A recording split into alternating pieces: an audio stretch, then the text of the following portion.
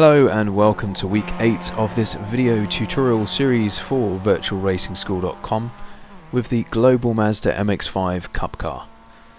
We return once again to Okayama for the second and final time this season, but this time we're running on the so-called short configuration.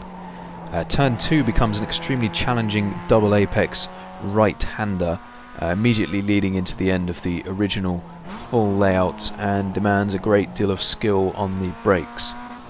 So to get the most from the MX-5 around here, you really need to get the car rotating well on entry, but whilst trying to keep a nice tidy exit, which is certainly easier said than done, as you can see just here. As usual, I've driven in default afternoon weather with the iRacing baseline setup to match the official series, and we'll play the lap through first before then going into further analysis.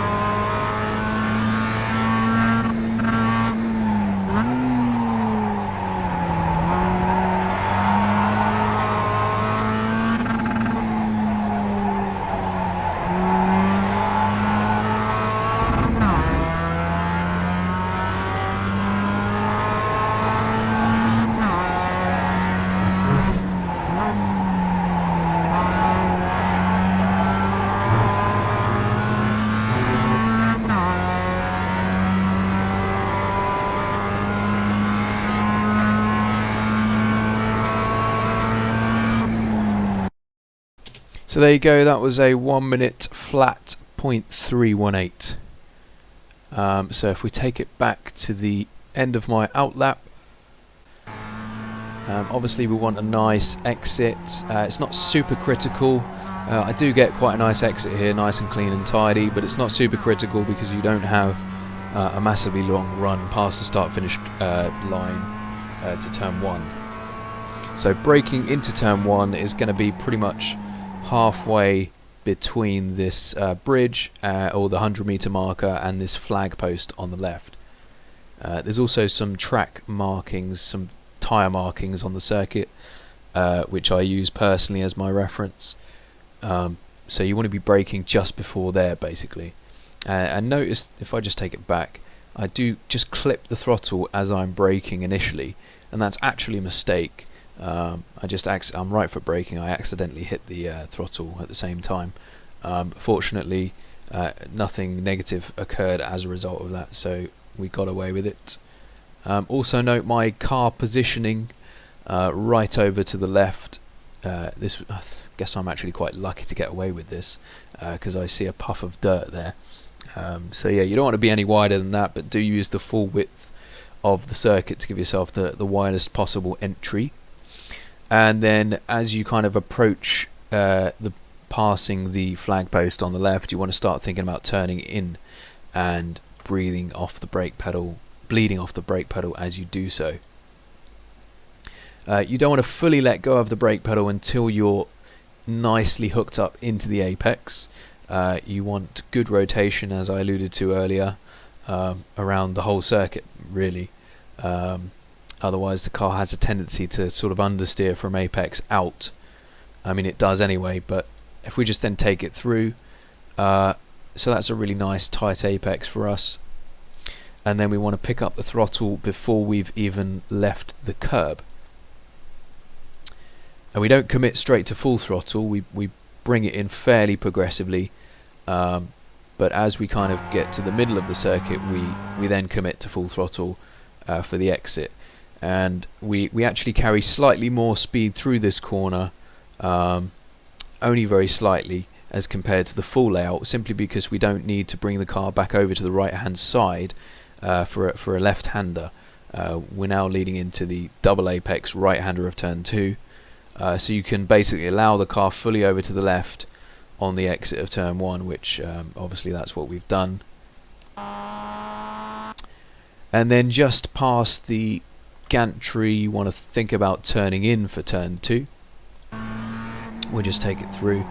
Nice tight apex there, downshifting in between the two apexes into second gear, picking up the throttle, upshifting into third before the apex of turn 3, and then keeping the car nice and straight for the exit. So this is definitely a very tricky sequence of corners.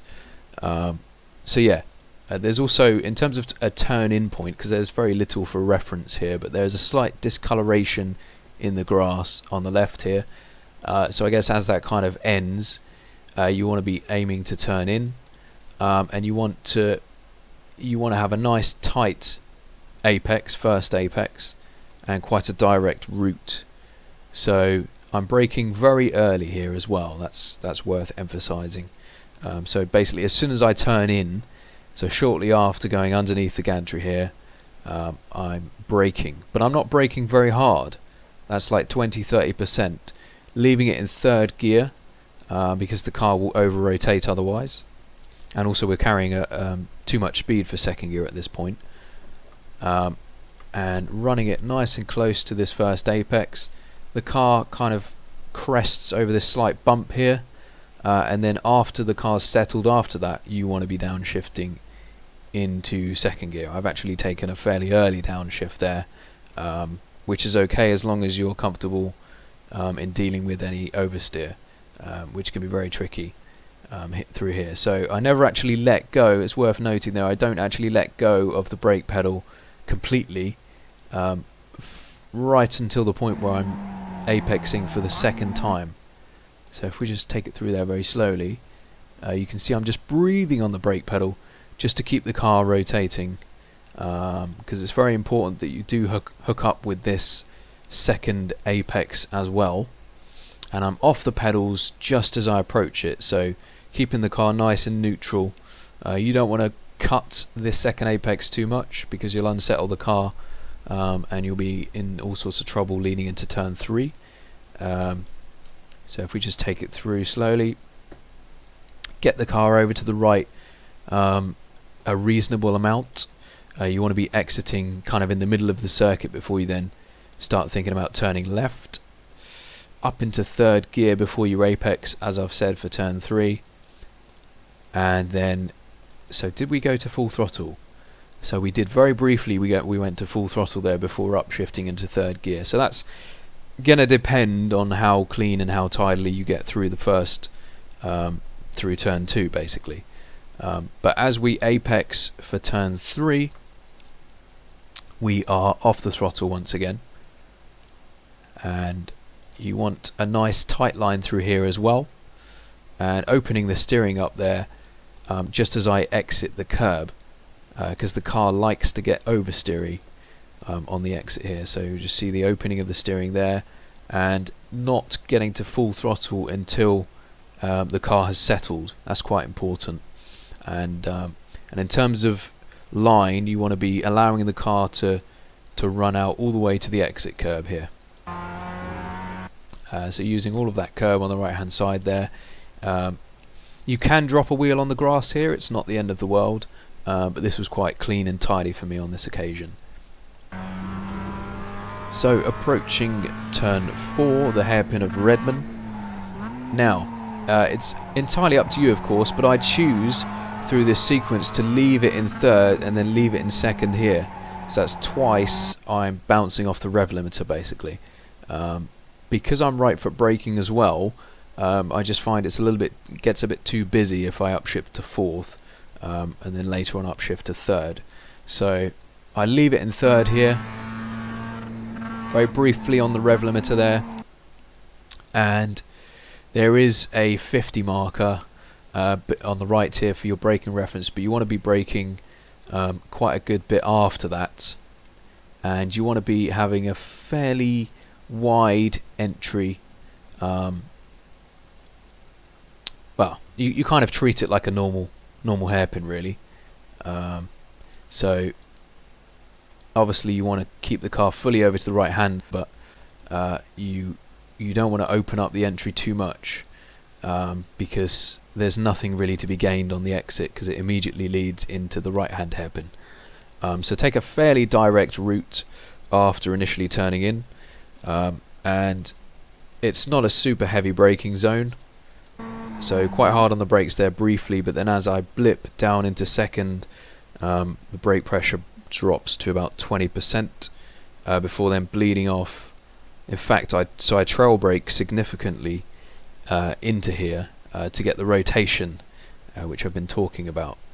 So notice how I hold onto the brake pedal for some time right up into the apex to get the rotation, but we're going to see that actually backfires on me slightly on the exit. So on this occasion I've actually, because I'm used to getting too much understeer into here and running wide, I'm really keen to get the front end to bite on me, and it's what's happened is on the exit the car's actually over rotated. So you'll see that if I just play it through now.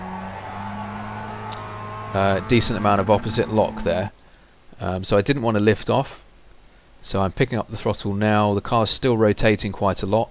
I'm already having to counter steer, but because this is just a single hot lap, I'm not worried about conserving the tyres, so I commit to full throttle even though the car's sideways, pick it up with some counter steer, and that actually gives me a nice wide entry on this occasion into turn 5.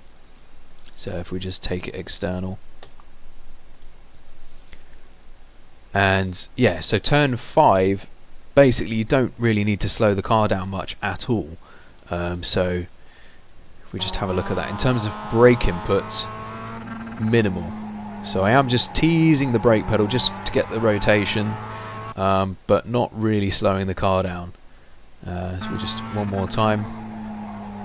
So a nice wide entry, because this is where the exit matters a lot. So you want that nice wide entry to give yourself a nice straight and tight exit, and you want to be able to get on the throttle nice and early. So as soon as I apex, pretty much I'm on the throttle, traction limited, so not full throttle, waiting for the car to settle, trying to get the car to straighten up as quickly as possible, opening the steering, anticipating oversteer, and then eventually committing to full throttle before I've reached this outer curb, which I am absolutely aiming at the moment. So I'm aiming to keep the car tracked out nice and wide, to give myself a good drive off the exit, all of the curb there on the exit. And then turn 6, Mike Knight corner, you can basically just, the goal is to carry as much momentum as possible. So you want a nice shallow line. You can probably afford a slightly tighter apex there than I have actually done. The only issue is if you drop wheels on the inside of this curb, it can upset the balance slightly if you're not comfortable with that. So that was okay.